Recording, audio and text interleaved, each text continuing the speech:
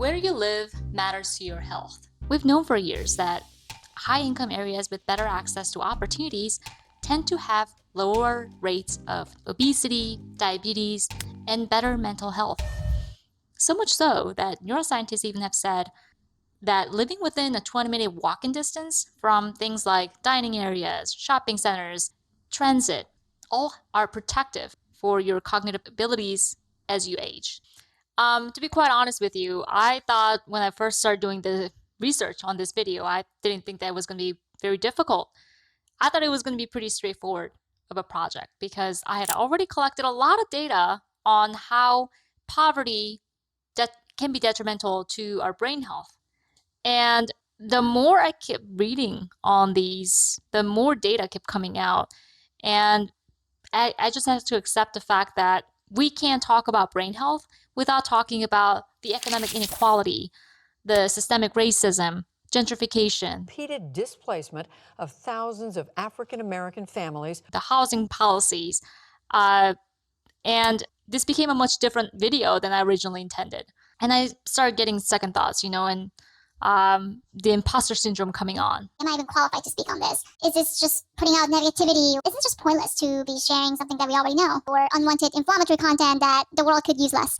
But I think what I had to focus on and keep coming back to is this issue is much, much bigger than myself and my net level of comfort or discomfort. So in the end, I decided to go ahead and put it out there because if it bombs, then hey, no one has watched it, so there's no there's no problem there. But if it is seen by one person and that person found it helpful, I said that was worth making it. So here we go. We all know that getting good genes from your parents gives you a leg up in life. Maybe it's height, physical health, general intelligence, whatever it might be, it gives you a head start. Twin studies estimate that our cognitive abilities are anywhere between 50 to 70% heritable. But we know genes are not the full story here. They're not end-all be-all. It seems like every other day, a new study comes out to say how important our environment really is to our brain health. Some of the largest data sets on childhood brain development show a neighborhood's socioeconomic status is one of the strongest predictors of proper brain development and cognitive performance. Children growing up in high-opportunity neighborhoods show larger brain volumes for areas important for memory and executive functioning.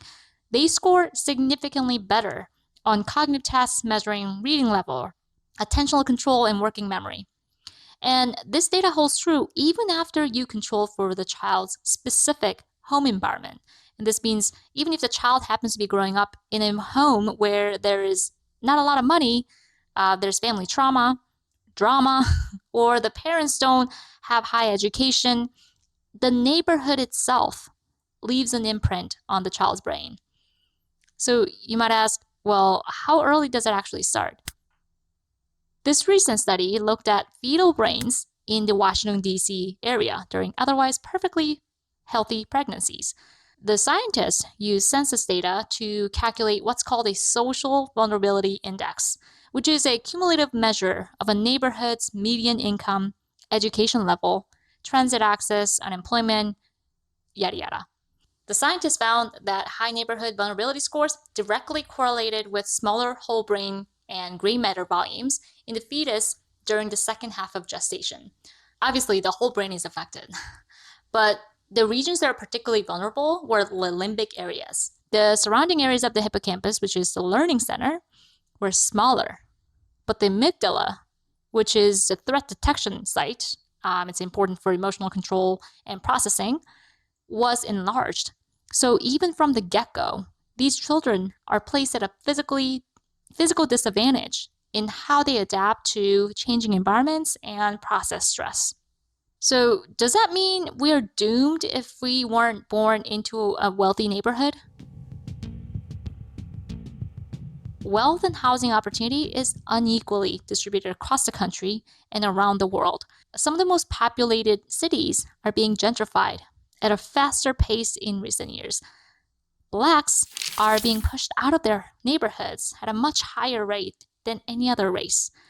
Over the last 50 years, the US has lost more than 150 historically black majority neighborhoods to intense gentrification, and at least 500,000 black residents have been displaced, although the actual figure may be much higher. I know this because I live in Atlanta, and the neighborhoods that were historically black majority are no longer black majority, like the old Fourth Ward where Dr. Martin Luther King Jr. was born. This once majority black community and birthplace of Dr. Martin Luther King Jr. is now majority white.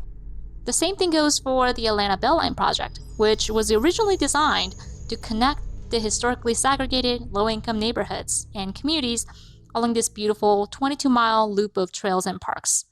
This was a hugely successful project to revitalize the economy, but it ended up benefiting mostly affluent white people.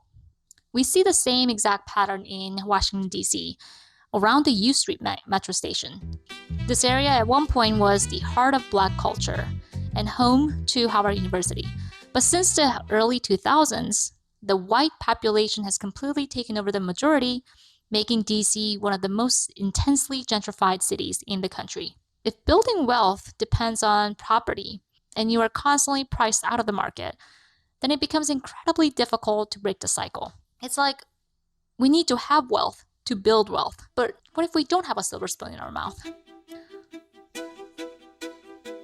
In 1994, the US Department of Housing and Urban Development did a really interesting social experiment. They said, what if we could take very low-income families out of public housing projects and move them into higher opportunity neighborhoods? Could that help rewrite their story? This was called the Moving to Opportunity Project. This was a huge undertaking that involved almost 4,500 low-income families, over 90% of whom were blacks, living in public housing projects in cities like Baltimore and Chicago, where neighborhood poverty rates were above 40%. The families were randomly assigned into three groups. The group, which I'll call the Golden Ticket Group, received housing vouchers that essentially acted as government subsidies for private market housing. But they could only use them in low poverty neighborhoods, areas with less than 10% poverty. So they essentially had to move for the vouchers. These families also got counseling support for their relocation process. The second group, the standard voucher group, received typical housing vouchers that has zero geographic restrictions, and the control group finally received no new assistance. So what do you think happened? Well, it was good, but not good enough. Or the results didn't come soon enough, I should say. At 1 year mark, the Golden Ticket Group average poverty rate was 33%, compared to 50% for the control group. And by the 10-year mark, 4.9 percentage points lower than the rate in the control group. The Golden Ticket Group also had better physical and mental health, lower BMI scores, lower blood sugar levels, and lower depressive symptoms. But the problem was that it was only a modest reduction. Plus, the public perception of funding a very expensive public housing project only to reach a small improvement did not work well for the politicians. And also, keep in mind that this was in the 90s. Moving black families into historically white neighborhoods didn't bode well. Incoming black residents faced a lot of harsh discrimination from neighbors who were pretty hostile toward black people. Not to mention, they already have this huge stress of moving and being isolated socially from their hometown, their church, and their communities. But in 2016, Stanford economists reanalyzed this data and discovered something really important, that age and timing matter a lot. When you look at children specifically, who moved before the age of 13, their life trajectory changes dramatically.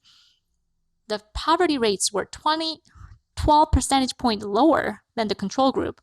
They went on to earning about 30% more than the average adults in the control group. They were more likely to attend college and attend better colleges. And most importantly, they themselves were more likely to live in lower poverty neighborhoods as adults and were less likely to be single parents. This study proves that even a short-term change in a child's living standards has a compounding and hugely positive outcome over decades.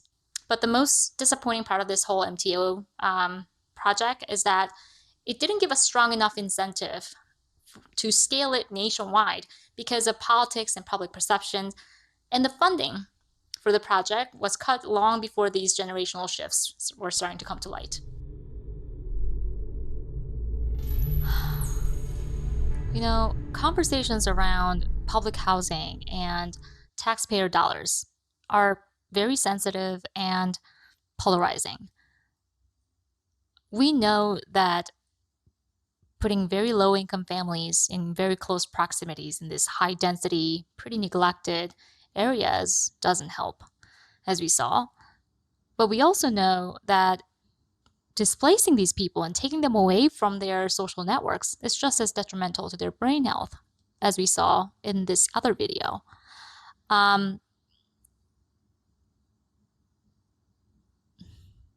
Some of you might even feel resentful about seeing your hard-earned money, your taxpayer dollars, go to some poor families when you yourself may also be struggling. Others might actually even call it communism. And this is the difficult thing. And this is a very complicated problem that not one person will have answers, because this is a worldwide massive issue.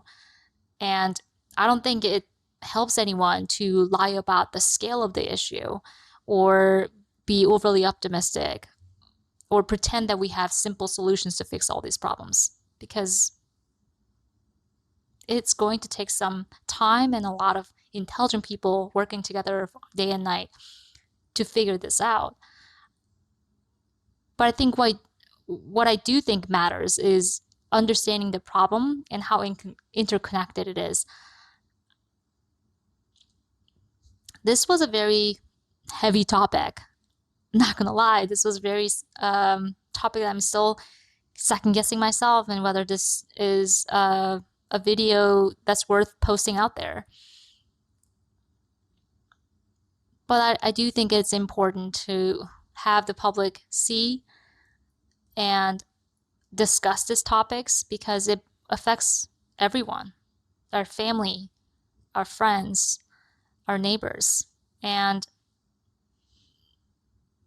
I hope that, the information that's shared here is helpful. And if so, I would love to hear your experience. Have you seen any sort of change in the environment in your neighborhood, in your city, that you recognize from this video, or maybe you disagree with? I welcome any opinions on this, because I think it is important to have diversity of people talking about the same issue and see the multiple perspectives. And that's essentially how I see that we can actually get to a solution. So I hope you find this helpful, and thanks for watching. I'll see you next time.